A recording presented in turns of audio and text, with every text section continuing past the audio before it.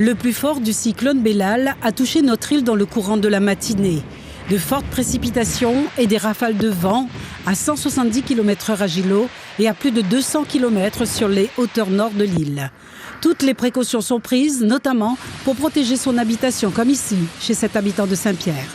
Vu que je n'ai pas de volet sur certaines de mes vitrées, j'ai mis du ruban adhésif, du coup, tout du long, en croix. Voilà, les choses un petit peu classiques. Alors certains diraient que ça ne sert à rien, d'autres disent que c'est très important.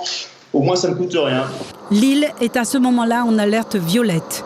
Malgré les interdictions de sortie pour tout le monde, des badauds trouvent des prétextes pour braver les interdits. Sortie pour tout le monde, des badauds trouvent des prétextes. Le préfet lève l'alerte violette et on repasse en alerte rouge. Le cyclone n'a pas traversé l'île comme le prévoyait le service de la météo. Il est passé au nord. Les dégâts commencent à être visibles.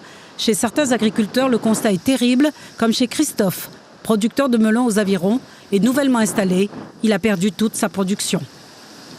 Aujourd'hui, on a à peu près 2 tonnes et demie de melons qu'il était prêt à récolter, qu'il est au sol. Et une autre serre où les melons l'avaient bien poussé, il était productif aussi dans un mois et demi, que les plants ont été complètement détruits par le cyclone. Du coup, aujourd'hui, il est très difficile pour moi de regarder l'état de l'exploitation. Nous peut recommencer, nous peut relever, mais financièrement, les dur, quoi. Mais au-delà de ça, il faut relever les pieds et reprendre le courage, quoi. Ce soir, le bilan humain est de 1 mort, un sans domicile fixe, dont le corps a été retrouvé près de la gendarmerie de Saint-Gilles. Il avait refusé de se mettre à l'abri. Plus de 700 personnes ont été accueillies dans les centres d'hébergement. 150 000 foyers sont privés d'électricité et 37 000 n'ont plus d'eau. Une cinquantaine de personnes d'EDF en renfort arriveront de métropole demain et mercredi.